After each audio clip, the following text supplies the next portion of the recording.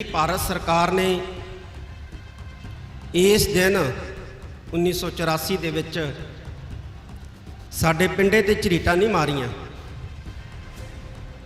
ਪਿੰਡੇ ਤੇ ਲੱਗੀਆਂ ਝਰੀਟਾਂ ਦੇ ਜ਼ਖਮ ਜਿਹੜੇ ਆ ਉਹ ਮਿਟ ਜਾਂਦੇ ਹੁੰਦੇ। ਉਹਨੇ ਸਾਡੇ ਦਿਲਾਂ ਦੇ ਉੱਤੇ ਡੂੰਘੇ ਜ਼ਖਮ ਕੀਤੇ ਆ। ਸੂਰਜ ਪੱਛਮ ਤੋਂ ਚੜ੍ਹ ਸਕਦਾ ਹੈ, ਸਮੁੰਦਰ ਸੁੱਕ ਸਕਦੇ ਹੈ, ਧਰਤੀ ਹਿੱਲ ਸਕਦੀ ਹੈ, पर जे भारत सरकार चाहती है ना कि सिख 84 भुल जान तो ये 84 भुल ही नहीं जानी है। हुक्मराना ते यकीन करना जिहड़ा ये सिवाय मूर्खता तो वध कुछ नहीं हुंदा। हुण खालसा समर्थ है साडा, जिहड़ा कुछ करना है वो असीं खुद करांगे। ये नहीं है कि साडी शक्ति घट है। साध संगत जी, साड़ी शक्ति घट नहीं है, पर साड़ी शक्ति बिखरी हुई जरूर है। मैं नहीं कहना मेरी अगवाई च चलो, हम आदमी हाँ एकदम ही, मैं अज हाँ कल नूं नहीं होवांगा, पर श्री अकाल तख्त साहिब की सरपरस्ती च इकट्ठे जरूर होइए। असीं 84 तो बाद कदे सिर जोड़ के बैठे भी नहीं हाँ, आउणे आ, अरदास च शामिल होने आ, अपनियां भावनावां अपने जज्बातां नूं जिहड़ा वो प्रगट करते हैं तो फिर घरे चले जाते हैं। साडे वेंदियां वेंदियां साडियां कुछ संस्थावां जिहड़ियां ने सरकारी हत्थां 'च चलियां गईयां ते सरकारी हत्थां 'च चलियां गईयां वो मजलूमां नूं लंगर खवाउण तो भी जिहड़ा वो जवाब दे रही। सरकार दा दबाव है, असी जंतर मंतर के उत्ते प्रशादा नहीं भेज सकते। कि पंजाब दे विच भी असी इहो जे हालात ही बनाना चाहुंदे। सारा पंथ इकट्ठा है, पंथ दीयां नामावर संस्थावां इकट्ठियां ने अज बैठियां ने। मैं सारियां नूं झोली अड्ड के इहो अपील करदा कि श्री अकाल तख्त साहिब की अगवाई च असी सिख शक्ति नूं इकट्ठा करिए। कोई लोड़ नहीं है सानूं इंसाफ मंगण दी झोली अड्ड के।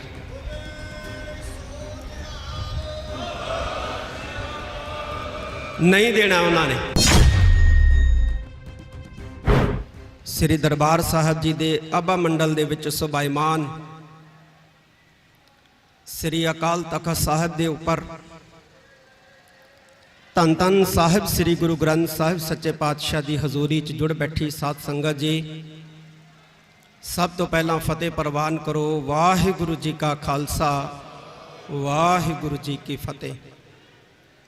अज असी सन 1984 दे विच जो दुखांत वापरिया घल्लूघारे दा, उहदी याद दे विच जुड़े बैठे हैं। उस वेले दी भारत सरकार ने इस दिन 1984 दे विच साडे पिंडे ते ਝਰੀਟਾਂ नहीं मारियां। पिंडे ते लगियां ਝਰੀਟਾਂ ਦੇ ਜ਼ਖਮ ਜਿਹੜੇ ਆ ਉਹ ਮਿਟ ਜਾਂਦੇ ਹੁੰਦੇ ਆ। ਉਹਨੇ ਸਾਡੇ ਦਿਲਾਂ ਦੇ ਉੱਤੇ ਡੂੰਘੇ ਜ਼ਖਮ ਕੀਤੇ ਆ, ਔਰ ਇਹ ਜਿਹੜੇ ਡੂੰਘੇ ਜ਼ਖਮ ਹੈ ਇਹ ਭਰਨੇ ਨਹੀਂ ਆ।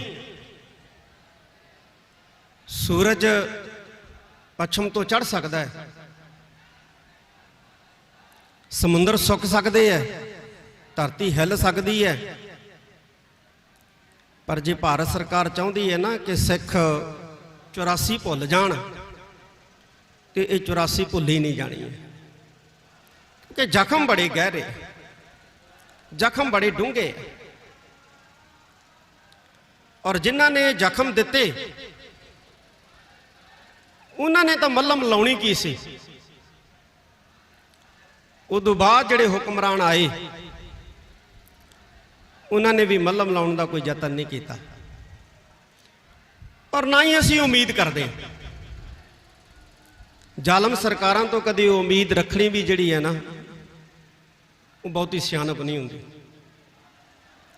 लोड़ होंदी है अपने आप को मजबूत करने की। साडा इतिहास दसदा है कि जदों गुरु गोबिंद सिंह पातशाह ने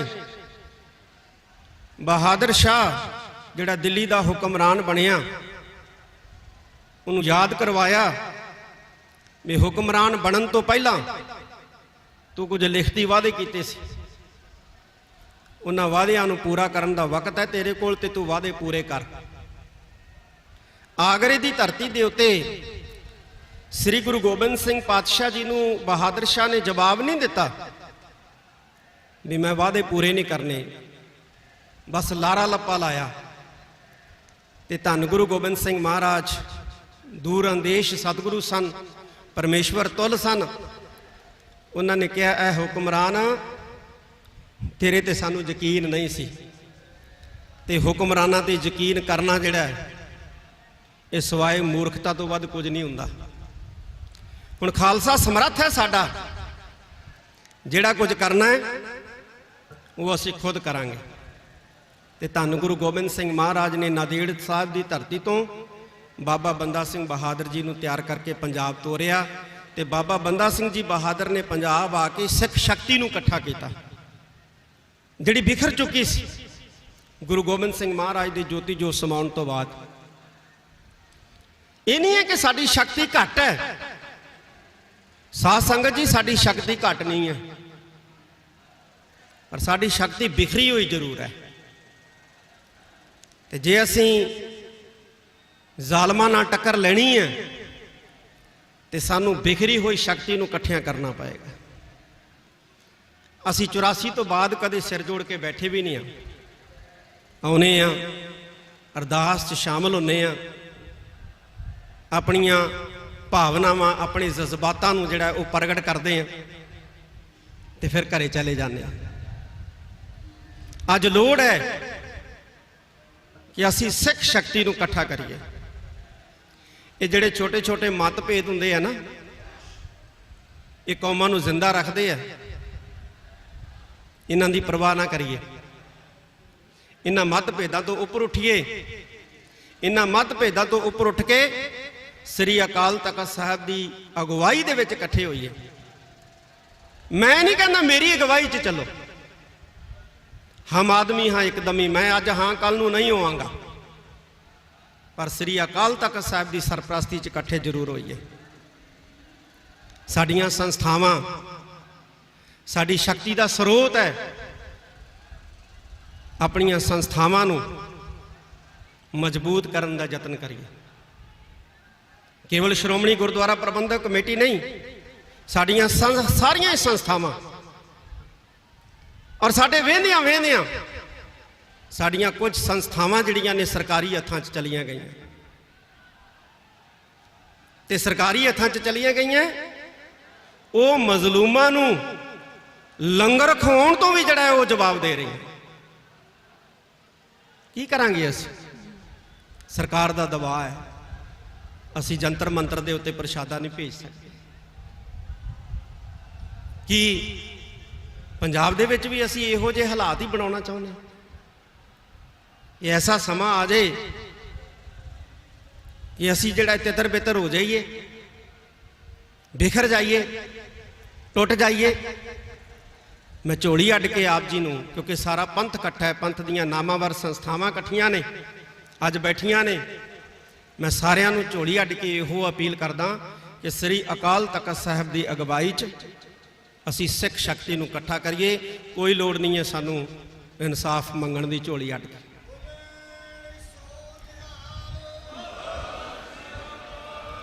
ਨਹੀਂ ਦੇਣਾ ਉਹਨਾਂ ਨੇ ਤਾਂ ਬਰਤਾਂਤ ਸਿਰਜਣਾ ਸ਼ੁਰੂ ਕਰ ਦਿੱਤਾ। ਮੈਂ ਸੰਤਾਂ ਦੇ ਜਨਮ ਭੂਮੀ ਦੇ ਉੱਤੇ ਵੀ ਸ਼ਬਦ ਕਹੇ ਸੀ ਕਿ ਉਹਨਾਂ ਨੇ ਤਾਂ ਬਰਤਾਂਤ ਸਿਰਜਣਾ ਸ਼ੁਰੂ ਕਰਤਾ ਕਿ ਸਿੱਖਾਂ ਦਾ ਕੀ ਹੈ, ਇਹ ਤਾਂ ਘਟ ਗਏ ਨੇ।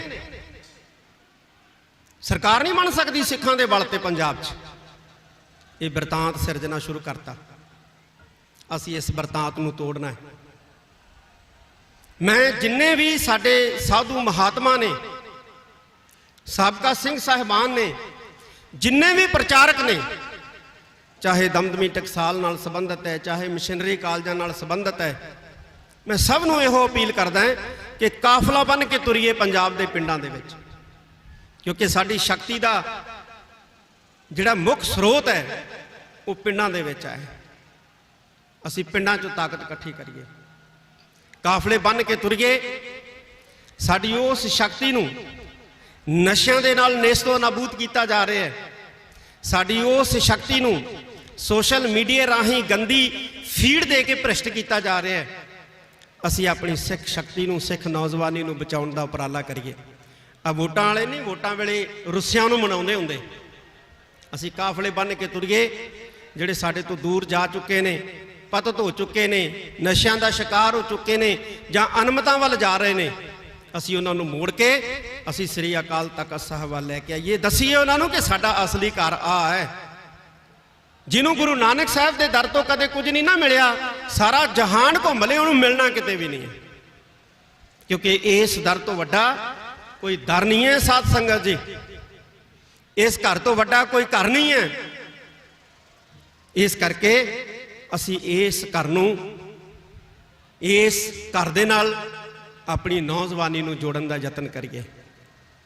ਬਹੁਤ ਕੁਝ ਕਹਿਣਾ ਦਿਲ 'ਚ ਹੈ, ਪਰ ਸਮਾਂ ਇਜਾਜ਼ਤ ਨਹੀਂ ਦਿੰਦਾ। ਬਸ ਇਹੋ ਹੀ ਹੈ ਕਿ ਅਸੀਂ ਸਿੱਖ ਸ਼ਕਤੀ ਸੰਭਾਲ ਲਈਏ। ਫਿਰ ਸਾਨੂੰ ਕਿਸੇ ਸਰਕਾਰਾਂ ਤੋਂ ਭੀਖ ਮੰਗਣ ਜਾਣ ਦੀ ਲੋੜ ਨਹੀਂ ਹੈ। ਫਿਰ ਸਾਨੂੰ ਕਿਸੇ ਦੇ ਅੱਗੇ ਹੱਥ ਅੱਡਣ ਦੀ ਲੋੜ ਨਹੀਂ ਹੈ।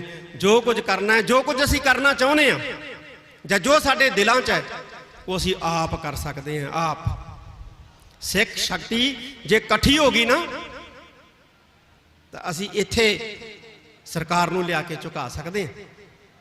ਜੇ ਸਿੱਖ ਸ਼ਕਤੀ ਅਸੀਂ ਇਕੱਠੀ ਕਰ ਲਈਏ, ਆਓ ਸਾਰੇ ਰਲ ਮਿਲ ਕੇ ਬੈਠੀਏ। ਧਾਰਮਿਕ ਤੌਰ ਤੇ ਵੀ ਮਜ਼ਬੂਤ ਹੋਈਏ, ਸਮਾਜਿਕ ਤੌਰ ਤੇ ਵੀ ਮਜ਼ਬੂਤ ਹੋਈਏ, ਰਾਜਨੀਤਿਕ ਤੌਰ ਤੇ ਵੀ ਮਜ਼ਬੂਤ ਹੋਈਏ ਔਰ ਆਰਥਿਕ ਤੌਰ ਤੇ ਵੀ ਮਜ਼ਬੂਤ ਹੋਈਏ। ਅੱਜ ਅਸੀਂ ਆਰਥਿਕ ਤੌਰ ਤੇ ਵੀ ਪਛੜਦੇ ਜਾ ਰਹੇ ਹਾਂ। ਅੰਤ ਦੇ ਵਿੱਚ ਮੈਂ ਸਾਰਿਆਂ ਦਾ ਹੀ ਦਿਲ ਦੀਆਂ ਗਹਿਰਾਈਆਂ ਤੋਂ ਧੰਨਵਾਦ ਕਰਦਾ, ਕਿਉਂਕਿ ਅਸੀਂ ਯਾਦ ਪਤਾ ਕਿਹਨੂੰ ਕਰ ਰਹੇ ਹਾਂ? ਮਰਦੇ ਮੁਜ਼ਾਹਦ ਸੰਤ ਬਾਬਾ ਜਰਨੈਲ ਸਿੰਘ ਜੀ ਪਿੰਡਰਾਂ ਵਾਲੇ, ਜਿਨ੍ਹਾਂ ਨੇ ਇੱਥੇ ਸ਼ਹਾਦਤ ਦਿੱਤੀ। ਅਮਰ ਸ਼ਹੀਦ ਭਾਈ ਸਾਹਿਬ ਭਾਈ ਅਮਰੀਕ ਸਿੰਘ ਜੀ, ਜਰਨਲ ਭਾਈ ਸੁਬੇਗ ਸਿੰਘ ਜੀ, ਬਾਬਾ ਠਾਰਾ ਸਿੰਘ ਜੀ, ਭਾਈ ਮਹਿੰਗਾ ਸਿੰਘ ਜੀ ਬੱਬਰ ਤੇ ਅਣਗਿਣਤ ਸਿੱਖ, ਇੱਥੋਂ ਤੱਕ ਛੋਟੇ ਛੋਟੇ ਬੱਚੇ, ਬਜ਼ੁਰਗ, ਜਿਨ੍ਹਾਂ ਨੇ ਅੱਜ ਦੇ ਦਿਨ ਸ਼ਹੀਦੀਆਂ ਦਿੱਤੀਆਂ। ਅਸੀਂ ਉਹਨਾਂ ਨੂੰ ਯਾਦ ਕਰਨ ਵਾਸਤੇ ਇਕੱਠੇ ਹੋਏ ਹਾਂ। ਇੱਕ ਸਰਕਾਰ ਨੂੰ ਅਸੀਂ ਦੱਸ ਦੇਣਾ ਚਾਹੁੰਦੇ ਹਾਂ ਕਿ ਇਹ ਜਿਹੜਾ 84 ਦਾ ਦੁਖਾਂਤ ਵਾਪਰਿਆ, ਇਹ ਸਾਡੀ ਕਮਜ਼ੋਰੀ ਨਹੀਂ ਹੈ। ਇਹ ਸਾਨੂੰ ਕਮਜ਼ੋਰ ਨਹੀਂ ਕਰਦਾ ਹੈ, ਇਹ ਸਾਨੂੰ ਮਜ਼ਬੂਤ ਕਰਦਾ ਹੈ। ਭੁਲੇਖੇ 'ਚ ਨਾ ਰਹੇ। ਕਈ ਵਾਰੀ ਸੋਸ਼ਲ ਮੀਡੀਆ ਤੇ ਦੇਖਦੇ ਆ ਨਾ, ਅਸੀਂ 84 ਦਾ ਨਾਂ ਲੈ ਕੇ ਧਮਕੀਆਂ ਦਿੱਤੀਆਂ ਜਾਂਦੀਆਂ ਸਿੱਖਾਂ ਨੂੰ। ਇਹ 84 ਦਾ ਜਿਹੜਾ ਦੁਖਾਂਤ ਹੈ, ਇਹ ਸਾਨੂੰ ਮਜ਼ਬੂਤ ਕਰਦਾ ਹੈ, ਮਜਬੂਰ ਨਹੀਂ ਕਰਦਾ, ਕਮਜ਼ੋਰ ਨਹੀਂ ਕਰਦਾ। ਇਹ ਸਾਨੂੰ ਮਜ਼ਬੂਤ ਕਰਦਾ ਹੈ। ਜਿੰਨਾ 84 ਯਾਦ ਕਰਾਂਗੇ, ਜਿੰਨਾ 84 ਕੋਈ ਸਾਨੂੰ ਯਾਦ ਕਰਵਾਊਗਾ, ਅਸੀਂ ਓਨੇ ਮਜ਼ਬੂਤ ਹੋਵਾਂਗੇ।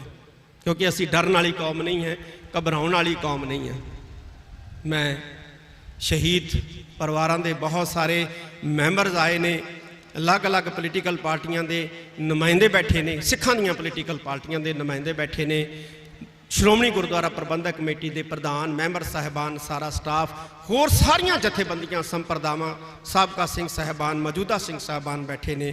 ਮੈਂ ਸਾਰਿਆਂ ਦਾ ਬਹੁਤ ਬਹੁਤ ਧੰਨਵਾਦ ਕਰਦਾ ਕਿ ਅੱਜ ਦੇ ਦਿਨ ਹਾਜ਼ਰੀਆਂ ਭਰੀਆਂ ਨੇ। ਇੱਕ ਅਪੀਲ ਮੈਂ ਫੇਰ ਕਰਦਾ, ਸਾਰੇ ਪ੍ਰਚਾਰਕ ਸਾਹਿਬਾਨਾਂ ਨੂੰ, ਸਾਧੂ ਮਹਾਤਮਾਵਾਂ ਨੂੰ, ਸਾਰੇ ਹੀ ਸਾਬਕਾ ਸਿੰਘ ਸਾਹਿਬਾਨਾਂ ਨੂੰ, ਮੌਜੂਦਾ ਸਿੰਘ ਸਾਹਿਬਾਨ ਨੂੰ ਕਿ ਆਓ ਕਾਫਲੇ ਬੰਨ੍ਹ ਕੇ ਪਿੰਡਾਂ ਦੇ ਵਿੱਚ, ਕਮਰ ਕਸੇ ਬੰਨ੍ਹ ਕੇ ਪਿੰਡਾਂ ਦੇ ਵਿੱਚ ਨਿਕਲੀਏ, ਪ੍ਰਚਾਰ ਕਰੀਏ ਔਰ ਸਿੱਖ ਸ਼ਕਤੀ ਨੂੰ ਮਜ਼ਬੂਤ ਕਰੀਏ, ਸਿੱਖ ਸ਼ਕਤੀ ਨੂੰ ਇਕੱਠੀਆਂ ਕਰੀਏ। ਕਿਉਂਕਿ ਸਰਕਾਰਾਂ ਸਾਡੀ ਸ਼ਕਤੀ ਨੂੰ ਬਖੇਰ ਰਹੀਆਂ ਨੇ, ਖੰਡਾ ਰਹੀਆਂ ਨੇ। ਅਸੀਂ ਸ੍ਰੀ ਅਕਾਲ ਤਖਤ ਸਾਹਿਬ ਦੀ ਸਰਪ੍ਰਸਤੀ 'ਚ ਇਸ ਬਿਖਰੀ ਹੋਈ ਤਾਕਤ ਨੂੰ ਇਕੱਠੀ ਕਰਕੇ ਅਸੀਂ ਐਸੀ ਢਾਲ ਬਣਾਈਏ, ਐਸੀ ਤਲਵਾਰ ਬਣਾਈਏ, ਜਿਹੜੀਆਂ ਜ਼ਾਲਮ ਦੀਆਂ ਗਰਦਨਾਂ ਜਿਹੜੀਆਂ ਕੱਟ ਕੇ ਤੇ ਸਾਡੇ ਪੈਰਾਂ ਦੇ ਵਿੱਚ ਸੁੱਟ ਸਕੇ। ਇੰਨੇ ਸ਼ਬਦ ਪ੍ਰਵਾਨ ਕਰਨੇ। ਵਾਹਿਗੁਰੂ ਜੀ ਕਾ ਖਾਲਸਾ, ਵਾਹਿਗੁਰੂ ਜੀ ਕੀ ਫਤਿਹ।